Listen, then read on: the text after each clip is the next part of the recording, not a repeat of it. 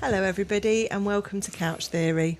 Welcome back to Couch Theory. And really nice that you could join us again. You've kind of come up showing a very posh look about you there.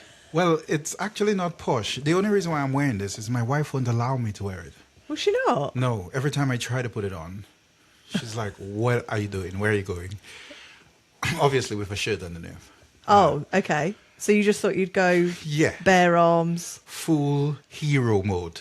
Full hero mode? Yes. Yeah. I thought, this is my opportunity. Have you ever heard that thing of, is there a vets around here? Vets? Like as in for animals? No. Oh. What happened to that? You say why? Why? And then you go, because these swans are sick. These swans are sick. Do you want to try it again? Yeah, so you asked me. Are there any pets around here?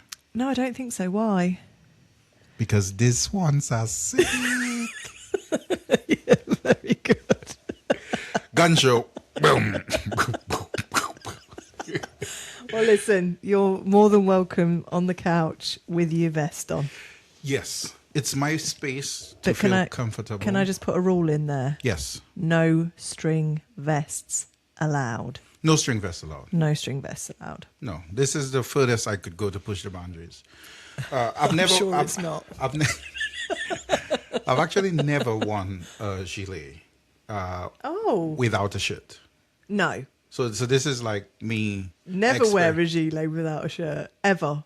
No. I also have a bit of a quease if somebody wears a gilet with a t-shirt. I think it has to be I just thought about wearing a gilet with a t-shirt. But no. I thought I'm not going to do it. I'm just going to come there to get your reaction. Please do put that in the comments whether that's an okay thing or not. I personally think that gilets should only be worn with a long sleeve. Well, fashion, as we spoke about in our last yes, is my interpretation of what I want to do. So today I feel like wearing a gilet with no shirt and just sitting on my couch. That isn't a gilet, by the way. Oh, okay. That is a waistcoat.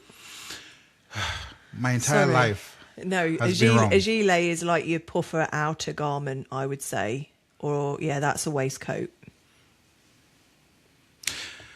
Again, please put in the comments if I am incorrect. I'm learning. You're not incorrect because nothing is incorrect on the couch. Okay, it's true. It's my theory. It's true. A waistcoat. Yeah, it's true. It's a waistcoat. It's a gilet in your mind. I'm wearing a waistcoat for her, but I'm wearing a gilet for me. The two things could be true at the same time. Yeah. True. And why did I choose to wear gilet? I did explain. It's because my wife wouldn't allow me to wear it other times. So, well, listen, if I can allow you to do that on the couch, you fill your boots. I feel rebellious. Do you? Yeah, I feel. Are you going to have to put it back in the space it was? I'm going to hide it afterwards. I'm not even going to show her this episode. Do you have a full suit in that shade? No. It's just a waistcoat? Yeah, I bought it for this reason, to wear it. To wear it with no shirt? No. I'll never go out like this. See, that was the look last year, by the way. That sort of button-down waistcoat type top. They might call it a without tunic. A shirt. Without just like that. Not necessarily for men, but for girls, it definitely was. Seriously? Yeah. I missed that whole trend. Yeah, you could have been bang on trend. Where was I? Well, I don't know. I'm gonna bring this back. Maybe you're a year behind the times. No, maybe I'm a year in front and bringing the guys. After this episode, guys are just gonna be banging this out. Yeah. For the summer. Yeah. Rolling cooies. Rolling cooies in a waistcoat. In a waistcoat. That's probably my next move. A bunch of guys wearing waistcoat gilets. It's like a bib, though, isn't it? Like a sports bib. You know, the things you put over your t-shirt. Yes. You get what I mean? Maybe not a sport. Maybe sophisticated bib. It's a sophisticated bib. like we could wear it on a golf course. Yeah, I don't know. The golf is pretty strict, isn't it, with its polo shirt and all of that jazz. You're not allowed to wear trainers and all that crap. in the old days. No, I think it's pretty much the same. Depends where you go. The world changes quickly. We just did one trendsetter. One trendsetter that says it's okay, and then everybody follows. I feel like you could wear that for golf. I would not judge you if you were on my golf course doing that. I think I could do that. Although my golf course is a pitch and putt. You are... I love it. You're rebellious too. which is Yeah. good. I think that's one of the that's one of the that's one of the characteristics that bind us. Yeah. So, despite you being a very reserved individual, You think I'm reserved? yeah, in certain spaces, Okay. I clearly have worked really hard on my boundaries because I wouldn't say I was a reserved person. so you're not a reserved person. I wouldn't say so. No. If I were to ask 5 people who you are, what would they say? Dirt box, probably. Box. Welcome to No. Couch Fee with Deadbox Kate. No, I don't think people would say I was reserved. You didn't open up with Welcome to Couch Fee, did you? You did. I did. Okay. So, But I also know my place, Jed, on the couch. And, you know, I'm here to fluff your ego. That's what I'm here for. Okay. I'm an ego fluffer. okay, Deadbox Kate. Anyway, Kate, Yes. tell me something good you did for yourself this week.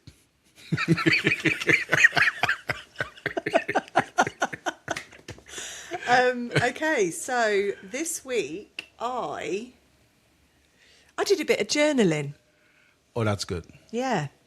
I've been doing this podcast with somebody called Jed, and he was telling me Sounds like a great guy. He really is a great guy, but he Just was, based on the name. Jed, yeah. Yeah, I mean, that's a good name. I affectionately call him Spinock because he really likes it when I do. So one of the things that we were talking about was around making sure I record celebrations. So this week I spent a bit of time journaling and reflecting on things that I feel I have done that are a celebration to me. But also, following on from another conversation you and I have had, you see how much this is featuring? I nearly did it then. Featuring. Good. Featuring within my life at the moment is we had a conversation about what my ideal day would be, and I sort of started to talk you through what that looks like. And I came away feeling like almost embarrassed that it wasn't rock and roll. Woohoo! But what I've realised is that actually I'm in a place in my life at the moment that I've probably been envious of my husband for many years of feeling quite content and being really happy at small things. Whereas that is massive for me, because normally I'm like, oh, we should be doing this and we should be doing that. And social media almost makes you feel as though you should be having these crazy, amazing, extraordinary life. And actually, I've got to a place where I'm really quite happy just being quiet, being with Ian in a small environment. Yeah. And, Did you think I felt it? No, was no. boring? You definitely told me it wasn't boring and I needed to stop doing that. But it was almost like you were waiting for the climax. And the climax never came. You know what? Very much like you, my perfect day doesn't have a lot of stuff in it. No. Because again, as I said, I don't value the things that loads of people value. I think the most important things we could ever get is memories. Yeah. And memories are the things that stick with you. Like these are the things in your solitude, in your times alone. That's what plays in your mind. Yeah. And the way things make you or people make you feel, that's a big one. Mm-hmm. Whether they made you feel good or they made you feel bad. Yeah. That's what plays in your head. So can I ask you that same question then? What have you done that's nice for you this week? I decided to be more direct. Right. I decided to be more intentional. Mm-hmm. And I decided to set boundaries.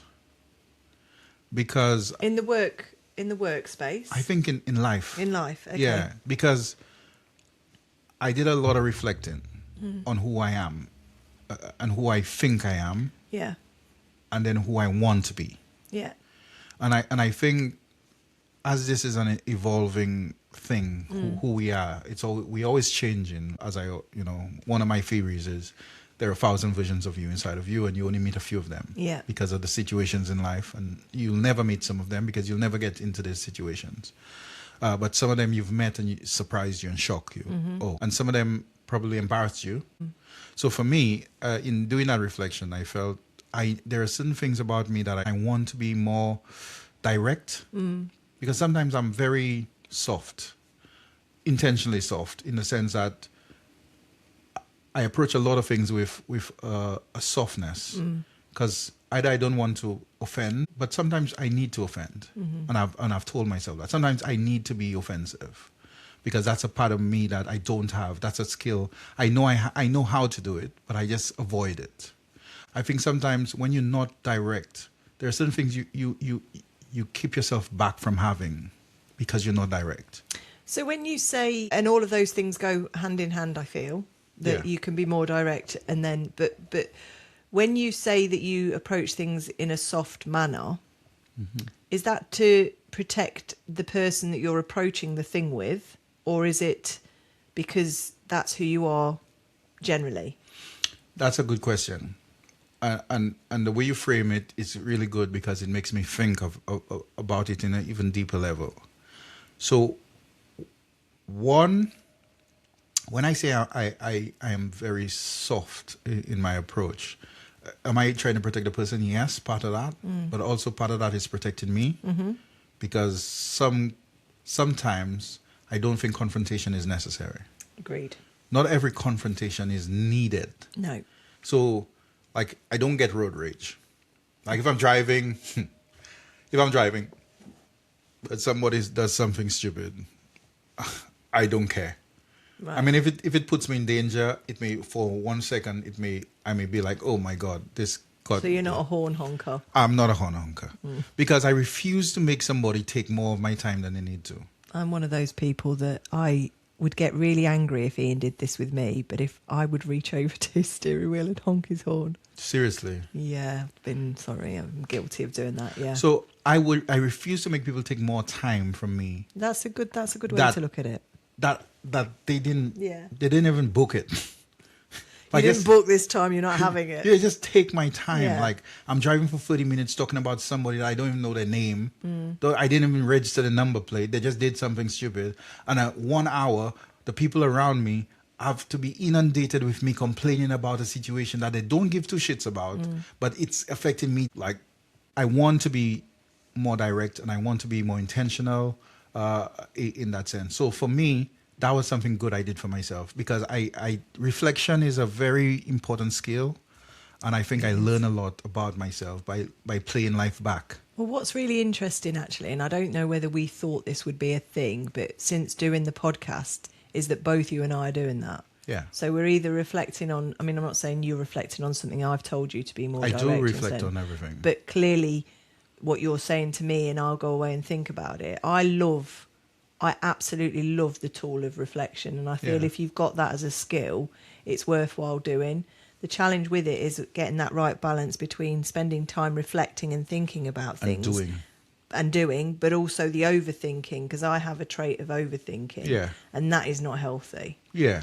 But I think spending time reflecting is a really good way to spend your time. I go back to when we worked together. Yeah. We did an exercise where I think you had some booklet that had the fire, waters, different... Tetra map, yeah. The Tetra map. And it was interesting because I've done things like that before.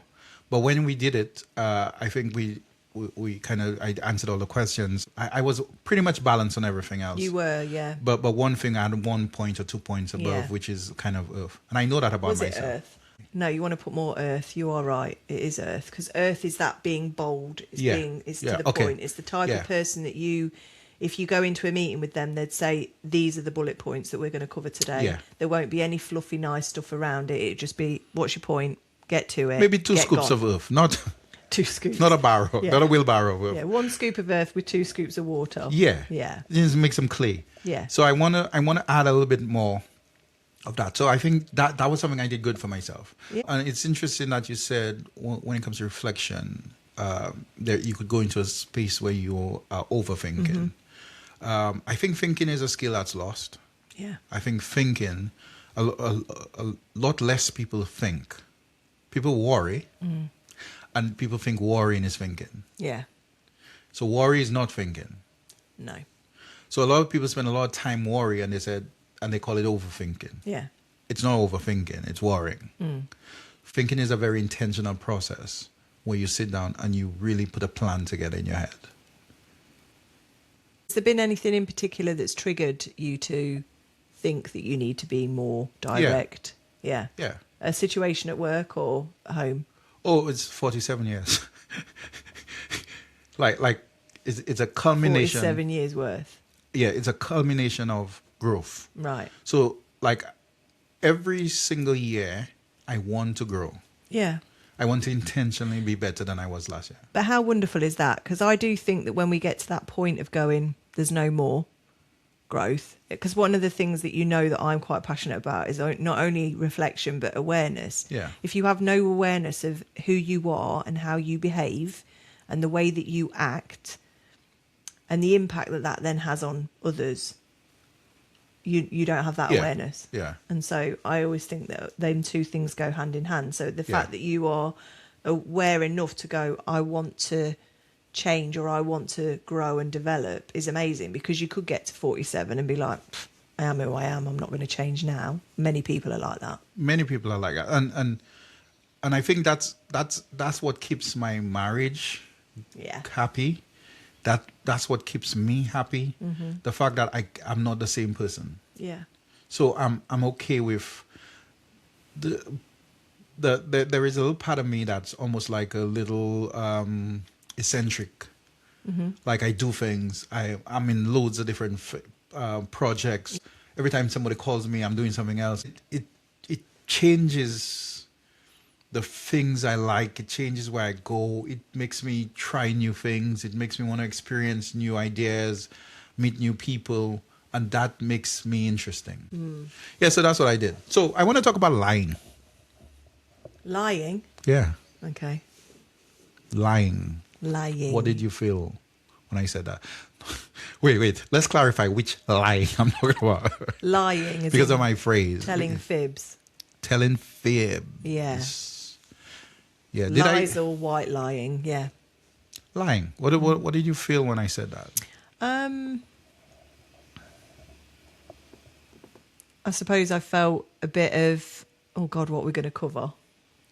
Almost like not an anxiety, but just, I wonder what's going to come out on this one.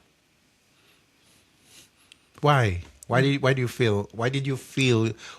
think you felt like that? I think generally I go through my life thinking I try not to lie. Yeah. So, there's an element of, I suppose, honesty that I would go through my life with. But do I tell the odd white lie? Yeah, probably. This is not a confession I box. feel like it is. That's why I was a bit anxious about it. No, you don't need to confess. Don't confess. So, the few lies that I've told No, over my please, time. please don't confess. I It's think not. there's a place for lying. I think there's a time for lying. And I think there's a time for it to not happen. That is my view. That's very controversial, That but I is love my it. theory. I love it because I have a very, Katie theory. I have a very, very similar take on this because I You think, do? because lying is one of the best things, one of the best tools we have Okay. in our social settings. Yeah. Lying is very, very important in our. People don't talk like this because it's not like widely accepted. Yeah.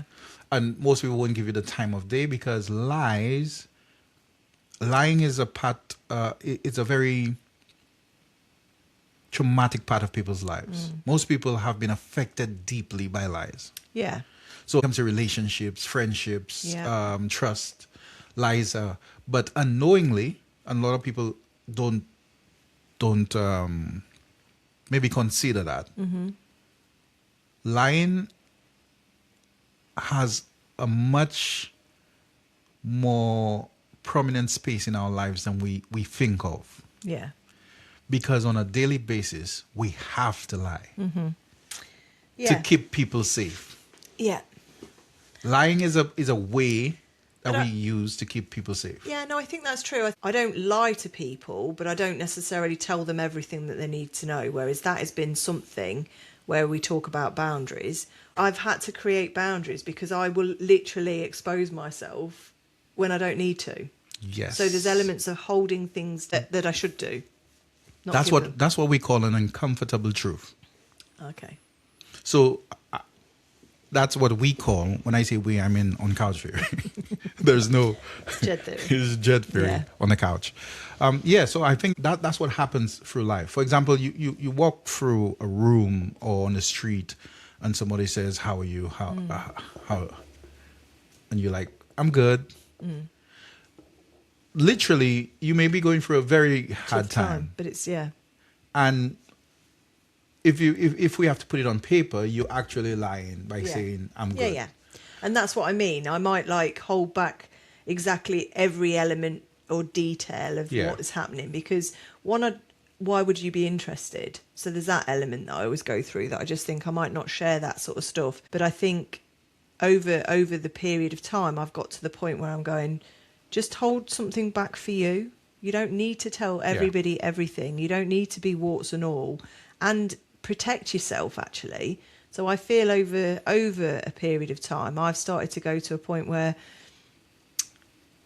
I hold things back because it protects me.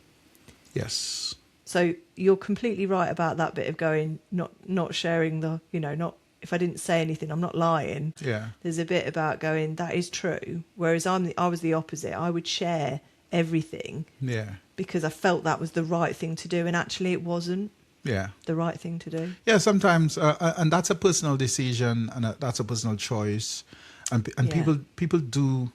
We human beings, I think, part of being human is to judge, to look at, and then to form an opinion. That's what we all do. We form opinions whether people ask us an opinion or not. I think opinions are often formed, and the reason why it's interesting, because I have this conversation with some of my coworkers about lying, because I make a funny joke and I tell people I lie all the time. But generally, lying is associated to a lot of people's trauma because either they lost a relationship through lies, but we have a relationship with lies that starts when we're children, because our society promotes like little white lies. Tell you about the guy in the red suit, or they tell you about the Easter stuff, or they tell you about that. Tell you loads of stuff. I don't know what you're talking about. No one knows what I'm talking about. This is secrets. But people tell you loads of stuff. And it's just to kind of keep you safe and to make you believe and to make you happy. So people use lies to protect. Yeah. But they also use it to deceive. Is it okay, now that we're together doing our podcast and talking,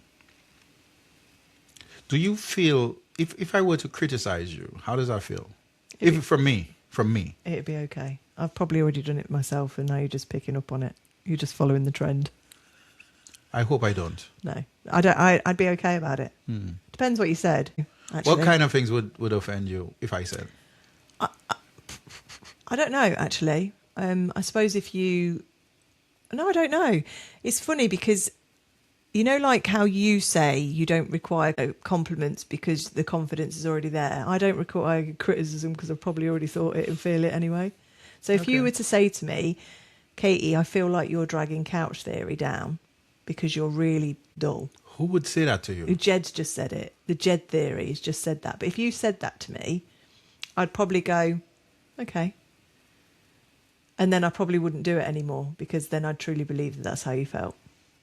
That is so deep and dark and twisted and harsh. But if you said to me, Katie, why did your mind think of that? What you've done with your eye makeup today isn't fetch and you don't look cool, then I'd go, thanks for that, Jed. I haven't done anything different. Who would say that to you? I don't know. People might want to just comment on that stuff. People will say these things. People are going to comment and say, oh my God, that dude is wicked, but who the hell sat next to him? Who would say that? People, Jed. People. Let me tell you what people would say. I'll tell you exactly what people would say because I know. And they'd say, that guy in that gilet with no sleeve. People will say anything. So the way I approach life is, yeah, there are loads of critics. Not everybody will like me. And that's okay. Yeah. Not everybody think I'm handsome, and that's okay. Not everybody will think I'm great, and that's okay. And if we approach life like this, Nothing is a surprise. Nothing is a shock. I'm supposed to have people that don't like me. Yeah. That if I'm not doing that, then I'm not leaving. And if I think that everyone is going to like me, I'm delusional. Although I am delusional. I don't think you are. I am. Okay. I want to be. Okay. I want that Yeah. confidence and self-esteem. I want to drive it. I want to push that into people.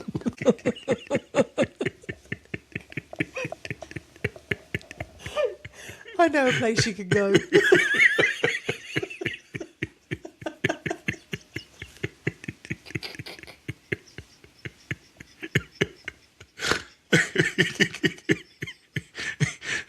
I hope your nose doesn't leak. It's good.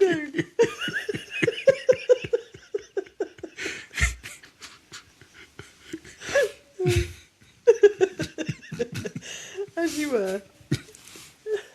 Okay. Okay, let's get serious. Let's get serious on the couch. What do you think you could say to me? Do you think you could say anything and then I'd crumble? I'm not. No, I'm not a critical person. No. Because I grew up watching what criticism did. Yeah. Do you think that people criticise generally because they're unhappy with what's going on? I think a lot of critical people have a esteem problem themselves. Yeah. I think people who overly criticize other people, Yeah. have an issue with themselves. I mean, we've said this a lot, haven't we? Because you and I have talked a lot about creating a podcast, and I've obviously spoke about, what it'll feel like if and when people start to make awful comments, and whether or not I could personally handle that, because I am quite sensitive, but there's also a bit about cruelty and unnecessary comments. Again, I watch so many people, and what I love now is when people fight back. I think it's brilliant, but the comments that people make about other people, I struggle with. I just don't know why. I understand everything we've discussed about kindness, and I understand that. Yeah, I might say that I'm a really kind person. Does that mean that I've done things in the past that I'm not proud of, or that I have hurt people intentionally or not? I'm not perfect, but I would never go out of my way to intentionally drag somebody else down. Yeah, and I guess feedback is different to criticism. Oh yeah. So you could give feedback. Yeah. About a particular thing where somebody has done something with the intention of helping them improve. Yeah.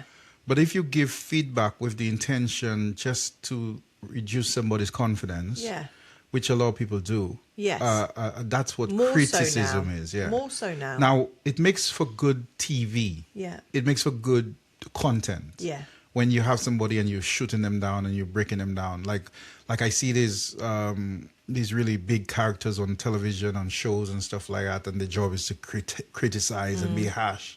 It's really great content because people, for some reason, we have this human desire to watch destruction. We love destruction. News. Imagine if news was just, a dog was saved, a cat was saved. I'd probably watch the news if that was the case. But anyway, but yeah, and so criticism from that point. So when you ask me what kind of criticism would I give you, I'm not a critical. If I'm giving feedback, it would be to uplift you.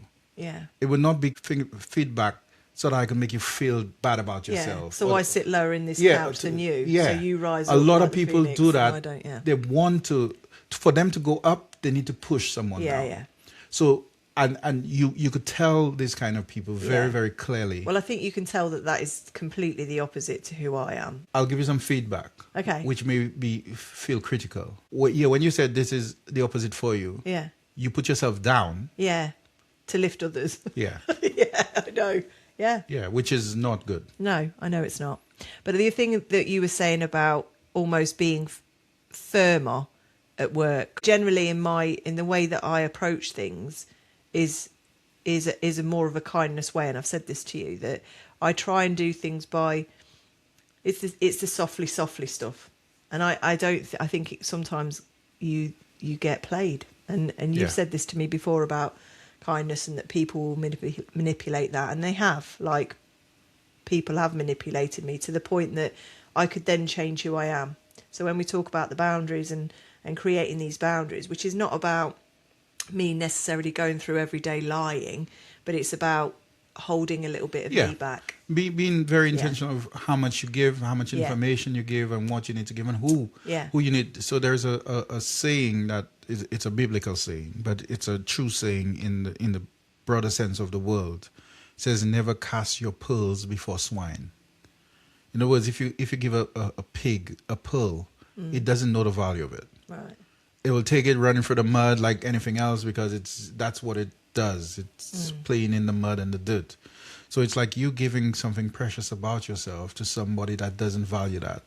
They will take that and they will run it through the mud. You'd think, oh, surely you know that that's making me feel bad. And they wouldn't care because it's their nature to destroy. Yeah. So when it comes to critical people will destroy you, and there is no form of emotional kind of connection. They don't feel bad about it. Yeah. And you would expect, or you want them, and you think it's only natural, it's only right, it's only for you to feel that you've done something wrong to me, and they don't feel it. No. So you end up with a double whammy. You get criticized, and then you get hurt that they didn't even say sorry. Yeah. So no, I wouldn't criticize you in that sense. But given that we've got a relationship, if you felt there was something that I needed to know, I'd give you feedback. Yeah. But it would be feedback with a direction to lift you up. I think building people up is important. So a lot of people walk around life fearful of the wrong people and fearful of the wrong things. Yeah. So you probably have friends that are destroying you, but you would defend them with your life. Yeah. And you probably have people in your life that have your worst interests in mind because of the way they've manipulate you and stuff like that, and you would not recognize it because you're looking for the wrong person. I think the thing that's quite funny that what you just said is that bit of going, you've got friends that, or people that you believe are your friends that can do the most damage. Yes, because they have a lot more access to you. Yeah, they know more about you. They know things about you. They and most people that, again, when we talk about critical people and people, most people like that, they get close to get more info so that they could use it to their advantage. Yeah. So people with that nature are very, very dangerous people. So what's interesting to me is that when we started this podcast, you said you felt I was quite reserved.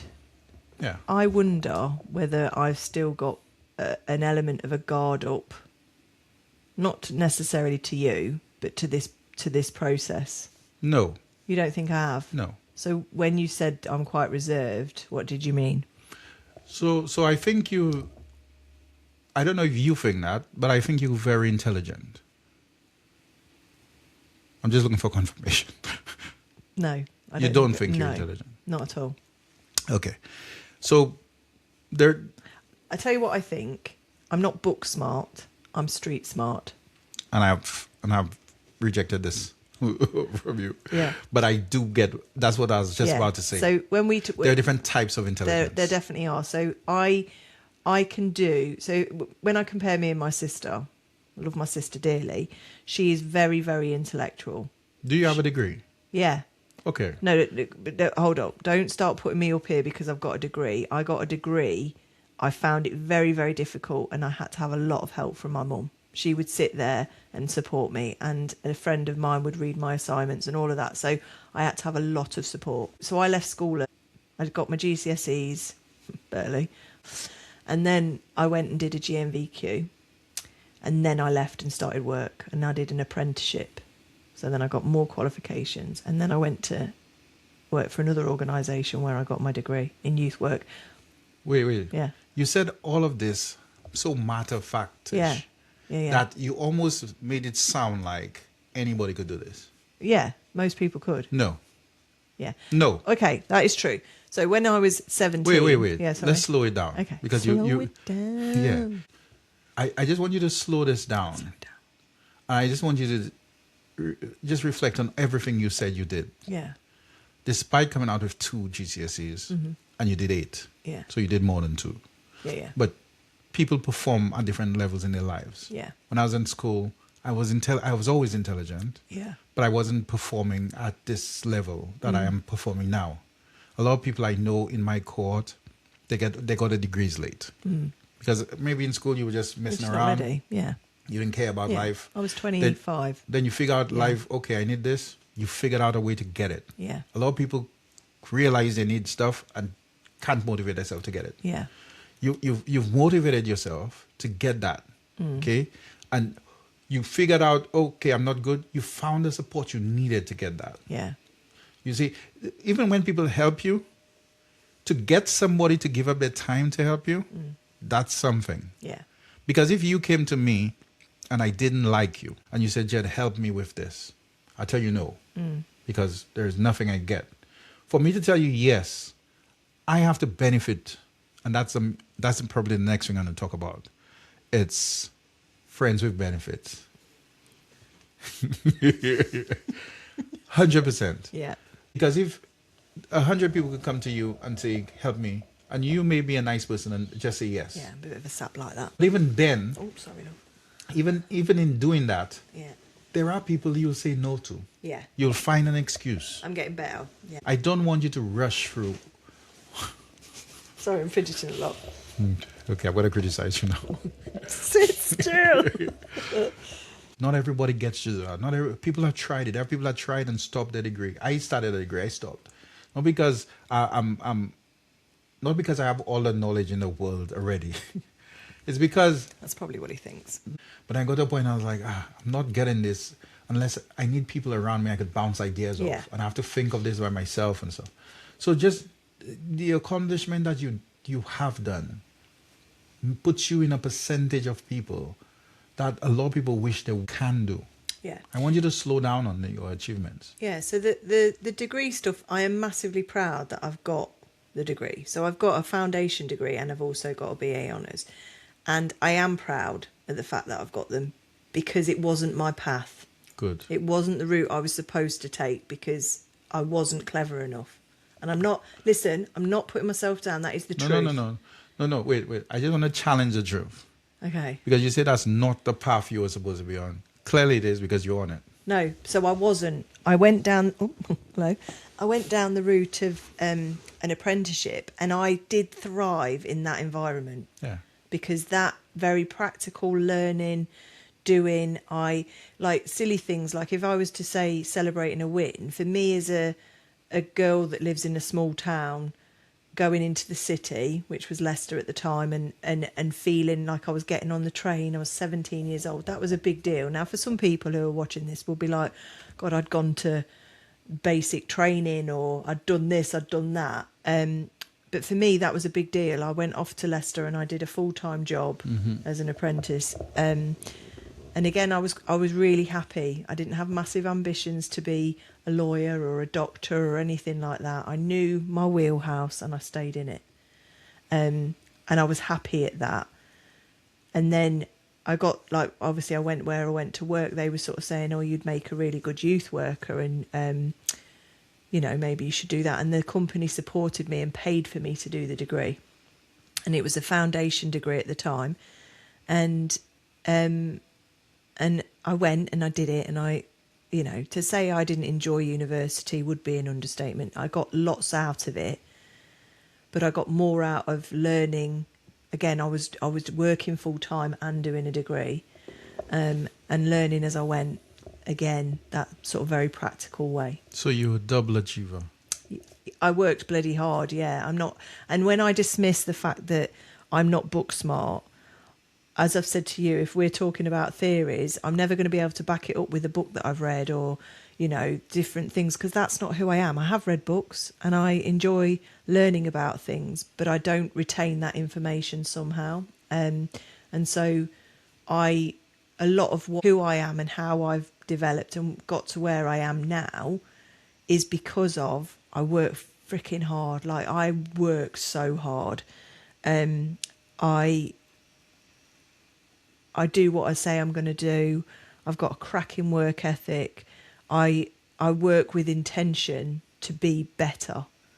And I think that is what's helped me get through life.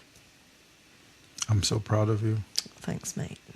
That's good. Did I slow it down enough for you? You slowed it down.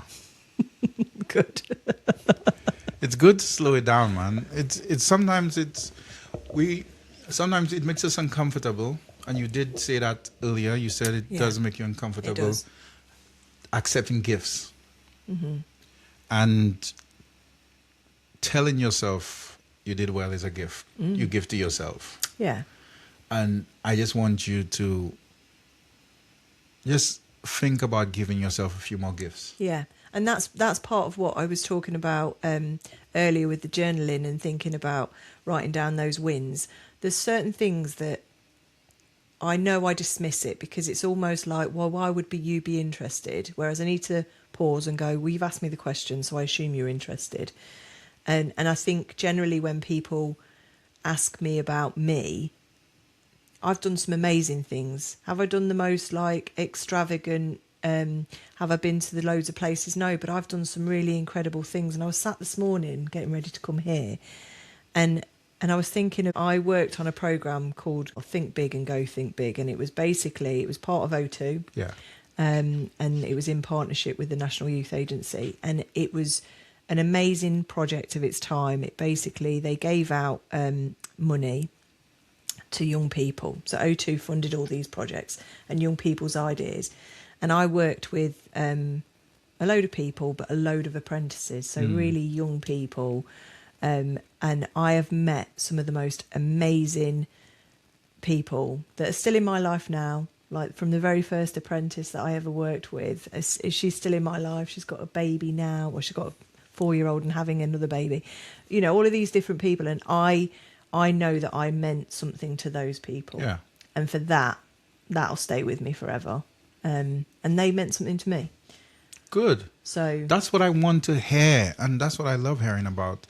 You know, I think ordinary people are not ordinary. So when you look at yourself and you think, oh, you're not just. You are like every other human being. And the people that we think are extraordinary, they're just like ordinary. Yeah. Like we all are the same. Yeah. Like there's no special thing that these celebrities or... There's a saying that I like, right? To become great, you must become great. Yes. You get it? I do get it. Because before people recognize you as great, you have to recognize you as great. Exactly that. You have to put that work in. Yeah. And then you have to believe. And once you start doing that, other people start saying, that's the great offer. Yeah. So to be great, you have to become great. But I don't know where the stop happens for me. So we talk about this a lot, you know, not just on the couch, but we talk about it in general. Yeah. Because we know that that's something that I do, is I don't necessarily see it. The guy I've met earlier has constantly told me the difference in how, you know, he lights up just by seeing me and things like that. I get to that point and I hear you. I hear it's being said, but I don't always necessarily believe it or continue that. Mm-hmm. So again, when I'm talking about doing the journaling and thinking about all the positive things, there is either I've continuously got something in my life that stops me, and I don't know what that is yet, or it's to do with me, and I'm stopping myself from believing it, either like a punishment or something, because... Yeah, again, like I say, I've done things in the past. Who hasn't? No, exactly who that. Hasn't? Exactly if you give space to the bad thing you've done or bad things you've done, let's balance it out. Give some space to some of the good things you've done and do it over and over again. Yeah. But that's the exercise. The exercise is what good things have I done, and can I say it over and over? Tell yourself the story, because the more you tell yourself the story, the more you believe the story. Remember when I was the best chef in NATO? I remember it. Yeah. Yeah. I'm shame I wasn't there. It's a shame, because that part of my life, I think I was at... And now I'm getting to that stage where I'm about to do something great again. I'm about to do something amazing. Like I'm about to blow every great thing I've done before. We started off with talking about lying. Yeah. Lying. So, I lie to myself. You do. Yeah. All the time. About what? Everything. Do you? Yeah. And I want this to be a positive thing. Yeah. No, so like just then when you said, I know there's some great things are coming, is that a lie? No, that's not a lie. That's what you truly believe. You're not just lying to yourself. No. Okay. So I believe that great things are coming. Yeah. Because I'm putting in the work to make that happen. Mm-hmm. But when I say lie to myself, and that's why I say it's like a joke. Like before, when I tell people I lie and this and that, it's a joke in the sense that, you know, when people say you have to fake it till you make it. Yes. Like even if you don't have the confidence, even if you don't have the money, even if you don't have the skills now, you tell yourself you do. Right. Or you will. You will. Okay. And so because you do that, even if your mind tells you you can't, you have to go back to your mind and almost lie to your mind. Yeah. And tell yourself, yes, you can. You have to, maybe lying is the wrong word, but I just do it in a phrase that I know what I'm saying to myself. So it's almost like you need to push yourself to that place, even if you don't want to. Yeah. You can, you able, and your mind will lie back to you and tell you can't. And I'm not going to make the negative lie win. I'm going to make the positive lie win. Okay. But I'm telling you, this is going to happen. And I'm convincing myself of that reality. But I also believe you. Thank you. But I'm a sucker for a lie. He's a sucker. Sucker. 5 years from now, you're like, Jay, what happened? Sucker. Stop believing shit. Just lied to you for 4 years. For 4 years on the couch. I've been lying to you, sucker. It was a good lie anyway. Yeah, you fooled me. I enjoyed it. But that's amazing. So what do you take on the whole lies? How do we end this podcast? If you're going to believe a lie, make your own lie up and believe that. So if somebody's telling you you shit, that's obviously a lie. Yeah. If somebody telling you you're not worthy, that's obviously a lie. If somebody tells you you'll never make it, that's obviously a lie. So rather than believing their lie, make up your own lie. Lie to yourself. Make up your own lie and live it. And live your own lie. Live. Yeah. Not leave. Laugh. Laugh your own life. This accent stuff is going to... Leave it. I love it. Well, yeah. Have a bit of confidence in yourself. Don't believe the lie people tell about you. Create your own version of what you think your future or what you are. Believe that. Do not put people down. If you're criticizing, ensure that you do it from a place where it's feedback to develop and to uplift people rather than to put them down. You do not need to push someone down to go up. Yeah. If you're going to lie, live it. If you're going to lie, live it. 100%. And don't feel obliged to give out too much of yourself. Yeah, I think that's really important. If anything, Yeah. keep a bit back. So when you said about step your best foot forward, I think keep a little bit back for you. Be intentional about how you get perceived or how you want to be perceived. So yeah, don't just rush into a room and give them everything of and you. give everything. Yeah, be very intentional of Hold a little bit back. Hold a little bit back. Read the room.